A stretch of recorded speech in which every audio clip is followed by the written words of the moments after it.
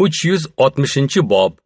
Maqtalganda ta'sir qilib, maqtovni ko'tara olmaydigan kishini yuziga maqtash karohiyati, lekin bunday ta'sirga berilmaydigan kishini yuziga maqtash joizligi. 1788-hadis. Abu Muso al-Ashari radhiyallohu anhudan rivoyat qilinadi.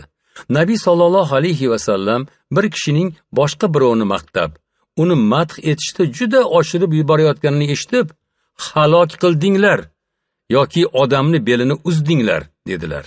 Muttafaqun alayh. 1789-hadis. Abu Bakr radhiyallohu anhudan rivoyat qilinadi. Nabiy sallallohu alayhi va sallamning huzurlarida bir kishi zikr qilindi. Shunda bir kishi unga yaxshi maqtov aytgan edi. Nabiy sallallohu alayhi va sallam, "Sho'ring qursin, sohibingning bo'ynini uzding." Buni bir necha marta aytdilar. Birodaringizning birovni maqtashdan boshqa chorasi bo'lmasa va uni ana shunday deb bilsa, men shunday deb o'ylayman desin. Uning hisob qilguvchisi Allohdir. Allohga hech kimni pokdomon deb aytmasin dedilar. Muttafaqun alayh. 1790-hadis. Hammom ibn Xoris va Miqdod radhiyallohu anhudan rivoyat qilinadi. Bir kishi Usmon radhiyallohu anhuni maqtay boshlaganida, Miqdod tizzasini ochib, uning yuziga mayda toshlarni otishni qasd qildi. Shunda Usmon, "Bu nima qilganing?" deganida, u Rasululloh sallallohu alayhi va sallam, "Agar maqtovchilarni ko'rsangiz, yuzlariga tuproq soching" deganlar, dedi. Imom Muslim rivoyati.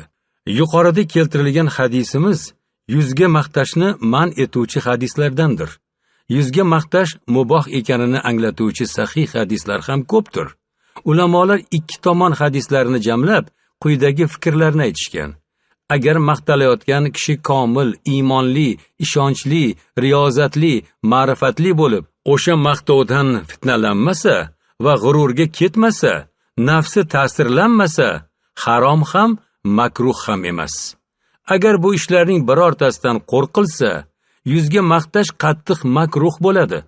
Shunga asoslanib bu haqdagi turli sahih hadislarni keltiramiz. Rasululloh sallallohu alayhi va sallam Abu Bakr radhiyallohu anhuga jannatga kirishda hamma eshigidan chaqiriluvchilardan bo'lishingni umid qilaman. Boshqa hadisda sen ishtoningni mutakabbirlik niyatida uzaytirib yuruvchilardan emassan deganlar. Umar radhiyallohu anhuga agar shayton seni ko'rib qolsa, sen yurayotgan yo'lni qo'yib boshqa yo'lga ravona bo'ladi deganlar. Yuzga maqtash joiz bo'lgan hadislar ko'p bo'lib, bu haqda Azkor kitobida batafsil so'zlanmagan.